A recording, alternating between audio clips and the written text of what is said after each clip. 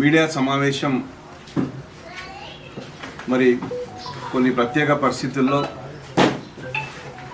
ప్యారానగర్లో dump yard నిర్మాణం కొరకు మరి చర్యలు తీసుకుంటున్న క్రమంలో పెట్టాల్సి వచ్చింది. దానికి ప్రతిపక్షాలు చేస్తున్నటువంటి అసత్య ప్రచారాలు ఆగమేఘాల మీద మరి ఇది ఇప్పుడే కొత్తగా ఈ ప్రభుత్వమే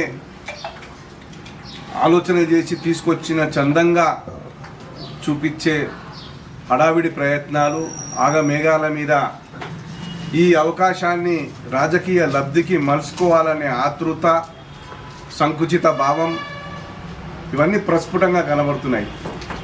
ఈ క్రమంలో పాపం స్థానిక శాసనసభ్యురాలు కొంచెం గతాన్ని మర్చిపోయారు, చరిత్రను మర్చిపోయారు. లేదనుకుంటే ఈ ప్రజలకు చరిత్రను వెలికితీసే పరిజ్ఞానం లేదనుకున్నదో ఏమో, లేదనుకుంటే ప్రతిపక్ష మరి కాంగ్రెస్ పార్టీ ఆ విషయాలను బయటకు తీసుకురాదనుకున్నదేమో. మరి మన గుమ్మడిదల్ల మీడియా సమావేశంలో మరి ఆమెను అరెస్ట్ చేస్తుంటే ఆమె చేసిన హంగామా చూస్తే ఇదంతా ఉప్పెన వస్తుంది, నేను అడ్డుకుంటున్నాను క్రమంగా చెప్పింది. అమ్మ, ఆ ఉప్పెన తెచ్చిందే మీరు, ఆ ఉప్పెన కారకులే మీరు, ఆ దుర్బుద్ధికి బీజం వేసిందే మీరు, ఆ దురాలోచనకు కారకులే మీరు.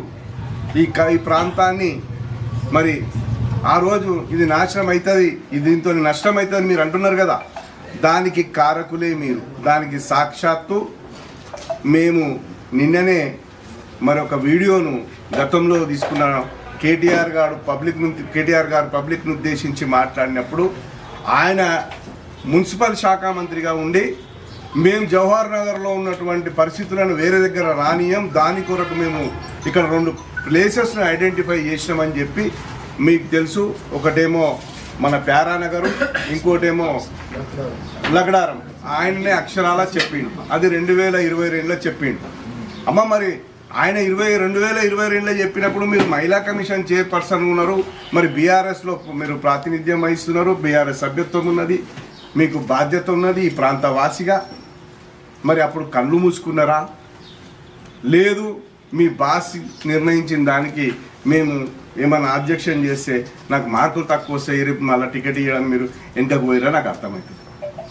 మరి ఆ రోజు అక్షరాల ఈ ప్రాంతం పేరే చెప్పిండు, ఇక్కడనే మనకు డంప్యార్డ్ వస్తుందని చెప్పినప్పుడు మరి అప్పుడు హడావిడి ఎందుకు కనవలే, ఇక్కడ ప్రాంత ప్రజలు ఎందుకు కనవలే, ఈ నర్సాపూర్ ప్రాంతం ఎందుకు కనవలేదు, ఇక్కడ పరిస్థితులు ఎందుకు కనవలేవో నేను ఒకసారి ఆలోచించాల్సిన అవసరం ఉన్నది. ఇది మేము రాజకీయ కోణం మేము కూడా హడావిడిగా పెట్టవచ్చు. ఇవన్నీ పేపర్లు కూడా మా దగ్గర ఎప్పటి నుంచో ఉన్నాయి.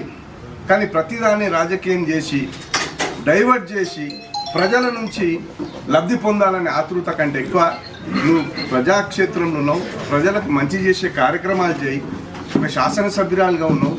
మరి ప్రభుత్వం కాంగ్రెస్ ప్రభుత్వం ఉన్నది, కాంగ్రెస్ వాళ్ళతో అందరితో కలిసిమెలిసి నియోజకవర్గానికి నిధులు తీసుకొచ్చి మరి అందరినీ కూడా భాగస్వాములను చేసి ఇక్కడ కూడా ప్రోటోకాల్ ఉన్నారు, వాళ్ళని కూడా సోదర భావంతో సోదరిమణి భావంతో మరి ఇన్వాల్వ్ చేసుకొని ఒక మంచి పెద్ద ఆలోచనతో చేయాల్సింది పోయి ప్రతిదానికి హడావిడి చేస్తారు. ఎందుకు చేస్తున్నామో మీ వాళ్ళ అర్థమవుతలేదు. ప్రజలు కూడా చూస్తున్నారు, మిమ్మల్ని గమనిస్తున్నారు. కాబట్టి నేను ఒకటే చెప్తున్నాను, మీడియా మిత్రులారా, మీకు తెలియంది కాదు, ఇది కూడా సోషల్ మీడియాలో సర్క్యులేట్ అయింది. 31/10/2015 నాడే ఈ ప్యారానగర్ ఈ నల్లవెల్లి ఫారెస్ట్లో గట్ నెంబర్ ఏదైతే ఉన్నదో అది 152 ఎకరాలను ఆ రోజు జిల్లా కలెక్టర్ గారు ఉత్తర్వుల మేరకు మరి తహసీల్దార్ అప్పుడు జిన్నారం తహసీల్దార్, ఇప్పుడు గుమ్మడిదల తహసీల్దార్, వాళ్ళు 152 ఎకరాలు జిహెచ్ఎంసీకి హ్యాండ్ ఓవర్ చేసి పంచనామా పేపర్ ఇది అందరూ కూడా పబ్లిక్ డొమైన్లో ఉన్నది, ఎక్కడ కూడా ఎవరికైనా లభ్యమందుతుంది. 2015 అప్పుడు బీఆర్ఎస్ ప్రభుత్వం వచ్చిన మొదటి 2వ సంవత్సరంలో ఇది అక్షరాల 152 ఎకరాలు డంప్యార్డ్కి ఇచ్చారు. దీనికి సాక్షులు పంచులు అందరూ ఉన్నారు. ఈ పేపర్ ఇది ప్రభుత్వం అందరి అధికారుల దగ్గర ఉన్నది, ఎక్కడ కూడా తహసీల్దార్ ఆఫీసులు ఉంటుంది, ఎక్కడైనా ఉంటుంది. ఆ తర్వాత ఈ 152 ఎకరాలు లోపల ఉన్నది.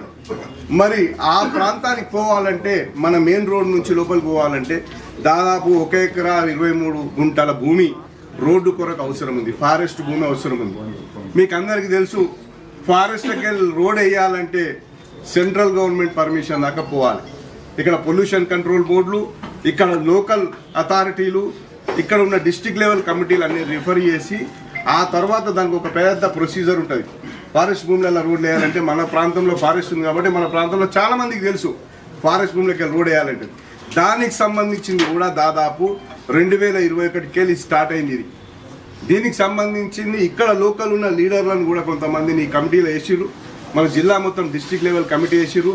ఆ కమిటీలో వేసి దాని వాళ్ళు రికమెండ్ చేసారు ఈ రోడ్డు మనం ఇవ్వాలి, ఈ రోడ్డు డంప్ యార్డ్కి అవసరం ఉన్నదని చెప్తే ఆ రోజు అడిషనల్ కలెక్టర్ ఉన్నాడు, డిస్ట్రిక్ట్ ఫారెస్ట్ ఆఫీసర్ డిఎఫ్ఓ ఉన్నాడు, తర్వాత డిస్ట్రిక్ట్ పంచాయత్ సెక్రటరీ ఏదైతే డిపిఓ ఉన్నాడో 3 మెంబర్లను వేసారు. ఆ రోజు ఒక్కొక్క సర్పంచ్ను, గుమ్మడి అప్పుడు చీక్మద్దూరు సర్పంచ్, మరి వీరన్నగూడెం సర్పంచ్, మరి గుమ్మారెడ్డిగూడెం సర్పంచ్, వీళ్ళందరితోని ఒక డిస్ట్రిక్ట్ లెవెల్ కమిటీ వేసి ఆ రోడ్డు కొరకు అప్రూవల్ కొరకు ఇది ఇచ్చారు. దీన్ని బేస్ చేసుకొని మరి ఫారెస్ట్ అధికారులు మరి దీని సెంట్రల్ గవర్నమెంట్ దృష్టికి కూడా ఇక్కడ నుంచి అప్రూవల్ పంపించారు. సెంట్రల్ గవర్నమెంట్లో ఉన్నటువంటి ఫారెస్ట్ అండ్ ఎన్విరాన్మెంట్ డిపార్ట్మెంట్ కూడా మరి ఇచ్చింది. దాని తర్వాతనే ఇవన్నీ వ్యయ ప్రయాసాల తర్వాత ఆగస్టు 1వ తారీఖు 2023 మన అసెంబ్లీ ఎన్నికల కంటే ముందు GOMS నంబర్ 73 ఇది లాస్ట్ బీఆర్ఎస్ ప్రభుత్వంలోనే వచ్చింది. దిగిపోయే ముందర డిసెంబర్లో దిగిపోయారు, ఆగస్టులో ఈ జీవో వచ్చింది. ఈ జీవో ప్రకారం 0.6228 హెక్టార్స్ అంటే దాదాపు 1 ఎకరా 23 గుంటల భూమిని మన స్టేజ్ 2 ఫైనల్ అప్రూవల్ అని కూడా దీంట్లో రాసింది. స్టేజ్ 2 ఫారెస్ట్ డిపార్ట్మెంట్లో స్టేజ్ 2 అంటే ఫైనల్ అప్రూవల్ ఫారెస్ట్ డిపార్ట్మెంట్ ఇచ్చింది. ఇవన్నీ జరిగినాకనే ఇది దాదాపు. ఇకపోతే ఇవన్నీ ఒక ఎత్తు, ఇదంతా కూడా స్టేజ్ వైజ్ కొన్ని దాదాపు 2015 నుంచి. మరి నిన్న మొన్న పత్రికల్లో ఏం చెప్తున్నారంటే లేదు 2009లోనే జరిగిందన్నారు. అది మాకు తెలియదు. ఒకవేళ 2009లో కూడా జరిగితే ఆ రోజు కాంగ్రెస్ ప్రభుత్వం ఇట్లా ఉండుంటే అమ్మా నువ్వు ఆ రోజు కూడా నువ్వు ఇక్కడ శాసనసభ్యురాలివే, మర్చిపోకు. ఆ రోజు ప్రభుత్వంలో ఉన్నాం మనం అనుకుంటే. మరి నువ్వు ఇక్కడ స్థానికంగా ఉన్నటువంటి ప్రజల ప్లేస్లో మనకు ఇబ్బంది కలిగే విషయంలో మరి నువ్వు రోజు శాసనసభ్యులుగా విఫలమైనట్ట, ఆ రోజు మంత్రిగా విఫలమైనట్ట నేను ఈరోజు సూటిగా అడుగుతున్నాను. ఏ విధంగా చూసినా తప్పు నీ దిక్కే చూపిస్తుంది. ఎమ్మెల్యే గారు మీరు దీనిపై రాద్ధాంతం చేసి ఈరోజు నర్సాపూర్లో ధర్నాలు చేసో, ప్రజలను రెచ్చగొట్టో, గుమ్మడిదల్లో ప్రజలను రెచ్చగొట్టో నువ్వు రాజకీయ పబ్బం గడుపుకుంటావంటే ఈ ప్రజలు క్షమించారు. కాబట్టి ఒక్కడే చెప్తున్నాం, ఇక్కడ కాంగ్రెస్ పార్టీ తప్పిదం ఏమి లేదు. పూర్తిగా ఎన్నో పర్మిషన్లు ఎన్నో కాలాల మరి వేచి చూసిన తర్వాత ఎన్నో రకాల ప్రొసీజర్స్ తర్వాత ఈ డంప్ యార్డ్ ఇక్కడ నిర్మాణానికి మీరు చేసినటువంటి కార్యక్రమం బహిరంగంగా మీ కేటీఆర్ గారే మీ మినిస్టర్ గారే మరి ఈరోజు అప్పుడు మాజీ మినిస్టర్ ఆయననే చెప్పిండు. కాబట్టి ఈ తప్పులు మా వైపు చూపిస్తే ఎవరు ఒప్పుకునేది లేదు. ప్రాంతానికి నష్టం జరుగుతుందంటే ముందుండి పోరాడేది కాంగ్రెస్ పార్టీ అనేది గుర్తుపెట్టుకో. మేము అధికార పార్టీలోకి వచ్చినాక కూడా ఇక్కడ ప్రాంత సమస్యల మీద నీకంటే పోటీగా మేము ఈరోజు ప్రజలకు దగ్గరయ్యే ప్రయత్నం చేస్తున్నాం. కానీ కేవలం నీ రాజకీయం అంతా రాజకీయ లబ్ధి కొరకు జరుగుతున్నది. ఏ స్టేజ్ మీద చూసినా నీకు రాజకీయ కాంక్ష కనబడుతున్నది. నాకే పేరు రావాలనే ఒక రకమైన నీకు ఈ ఆలోచన వస్తున్నది. కాదు, నీకు పేరు రావాలంటే ప్రజలకు మంచి చేస్తే పేరు వస్తుంది. స్టేజీల మీద కొట్లాడితే నీకు పేరు రాదు. లేకపోతే హడావిడిగా రాజకీయంగా ఉపన్యాసాలు ఇస్తే నీకు పేరు రాదు. నిజమైన ఆలోచనతో పనిచేయి, అప్పుడే నీకు పేరు వస్తుంది. కానీ కేవలం రాజకీయ లబ్ధి కొరకు ప్రజల్లో రెచ్చగొట్టి విద్వేషాలు రెచ్చగొట్టి చేసే నీకు పేరు రాదనేది గుర్తుపెట్టుకో. ఒకసారి గుర్తు చేసుకో, గోమారంలో మరి సబ్ స్టేషన్, అంత పెద్ద సబ్ స్టేషన్ వచ్చినప్పుడు మరి ఆ రోజు ఎంతమందికి మరి అక్కడ ఇబ్బంది జరిగిందో ఒకసారి గుర్తు చేసుకో. అభివృద్ధి క్రమంలో నువ్వు సబ్ స్టేషన్ తెచ్చినా అంటావు కదా, దానివల్ల అక్కడ గ్రామ ప్రజలు ఎంత తీవ్రంగా ఇబ్బంది గురయ్యారో మరి దానికి పూర్తి బాధ్యత నీదేనా? మరి ఒప్పుకుంటావా చెప్పు. అక్కడ ప్రజలకు మరి నష్టం జరిగింది, ఆ ప్రజల కష్టానికి కారణం నువ్వేనా ఒకసారి చెప్పు. ఒకసారి నువ్వు సమాధానం చెప్పాల్సిన అవసరం ఉన్నది. ఇకపోతే దీని మీద కాంగ్రెస్ పార్టీ చిత్తశుద్ధితో పనిచేస్తుంది. మేమందరం కూడా సంబంధిత జిల్లా మంత్రులను ఇన్ఛార్జ్ మంత్రులను ఇప్పటికే జిల్లా మంత్రిని ఇన్ఛార్జ్ మంత్రిని కలవడం జరిగింది. ముఖ్యమంత్రి గారిని కూడా త్వరలో కలుస్తాం.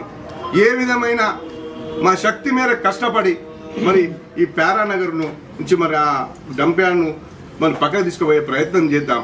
కానీ దీన్ని రాజకీయం చేసి మీరు ప్రజలందరూ కూడా అయోమయానికి గురి కావద్దని మరొకసారి మీకు విజ్ఞప్తి చేస్తూ, ఇక ఇంతకుముందు సోదరుడు చెప్పినట్టు మరి ఈరోజు బీసీల గురించి కానీ హరీష్ రావు గారు చాలా మాట్లాడుతున్నారు. నేను ఒక్కటే సూటి ప్రశ్నిస్తాను, మిగతా అన్ని మా సోదరుడు మాట్లాడండి.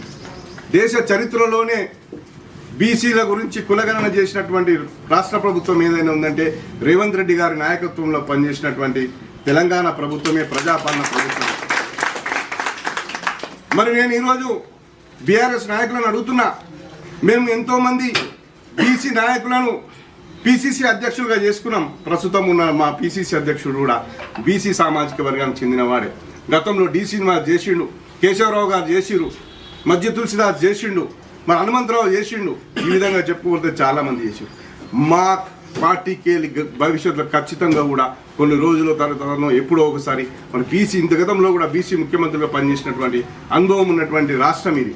అదే కాకుండా మేము ఈరోజు మిమ్మల్ని సూటి ప్రశ్నిస్తున్నా, మీ పార్టీకి బీసీని అధ్యక్ష పదవిని చేసే సత్తా మీకుందా? ముఖ్యమంత్రిని పక్క పెట్టండి. మీ పార్టీలో రాష్ట్రానికి బీఆర్ఎస్ పార్టీకి బీసీని అధ్యక్షుని చేసే పరిస్థితులు మీ పార్టీలో ఉన్నాయా? ఇప్పుడు కాదు, 100 సంవత్సరాలకైనా ఉంటాయా? ఇక పోండి, మీ కుటుంబంది తప్ప ఎవరికన్నా బీసీలకు ఇచ్చిపోయి మీ కుటుంబం తప్ప ఇంకెవరికైనా ముఖ్యమంత్రి వచ్చే అవకాశం ఉందా? మరి మీరు కులాల గురించి మాట్లాడడం, బీసీల గురించి మాట్లాడడానికి మీకు అర్హతనే లేదంటున్నాను. మీ పార్టీ అవి ఇయ్యలేనప్పుడు మీకు అర్హతనే లేదని చెప్తున్నా. ఇకపోతే ఎస్సీ కేటగరైజేషన్ విషయం తీసుకొని సుప్రీంకోర్టు జడ్జిమెంట్ తర్వాత ఆ విషయంలో కూడా రాష్ట్ర ప్రభుత్వమే రేవంత్ రెడ్డి గారి నాయకత్వంలో ఎస్సీ కేటగరైజేషన్ చేసి ఈరోజు మనం దేశంలోనే మొదటి స్థానంలో నిలబడ్డాం. మనం దామోదర్ రాజనరసింహ గారి దానికి రచన మరి ఇవాళ డ్రాఫ్ట్ చేసి ఈరోజు దేశంలోనే ఎస్సీ కేటగరైజేషన్ తీసుకొచ్చి ఈరోజు ప్రజల ముందు ఉంచింది మన రేవంత్ రెడ్డి గారి ప్రభుత్వం. దేంట్లో తక్కువ నమ్మేం. మీరు ఆర్థిక పరిస్థితి చిన్నాభిన్నం చేసినప్పటికీ ఒక ఆర్థిక క్రమశిక్షణతోని ఒక నిబద్ధతతోని ఈరోజు ఒక తర్వాత ఒకటి చేసుకుంటూ వస్తున్నాం. కానీ మీరు వచ్చిన నెల నుంచే తెలుసు, అబద్ధాల పుట్ట, నోరిప్పితే అబద్ధాలు మాట్లాడేది జిల్లా మాజీ మంత్రి హరీష్ రావు. వచ్చిన మొదటి నుంచే ప్రతి దానికి అబద్ధాలు ప్రచారం చేయడం, దాన్ని హడావిడి చేయడం, ప్రజలను అయోమయానికి గురి చేయడం. ఇది మానుకో హరీష్ రావు గారు, ఇది మంచిది కాదు. ప్రజలు గమనిస్తున్నారు, పద్ధతి మార్చుకోండి. ఇక్కడ ఉన్న శాసనసభ్యురాలు, ఇక్కడ ఉన్న మాజీ మంత్రి, ప్రతి ఒక్కరు మీరు పద్ధతి మార్చుకోండి. ప్రజలను అయోమయానికి గురి చేయడం బంద్ చేయండి. ఇక్కడ ఉన్న డంప్ యార్డ్ అయితేనేమి, బీసీల గురించి మాట్లాడితేనేమి, ఈ అభివృద్ధి విషయం అయితేనేమి ఎక్కడా కూడా మీకు ఏ అర్హత లేదు. ఈ రాష్ట్రాన్ని నాశనం చేసిరు, విధ్వంసం చేసిరు. మీరు ఏ విధంగానైనా అబద్ధాలు ప్రచారం చేసి మీరు పబ్బం గడుపుకోవాలని చూస్తారు.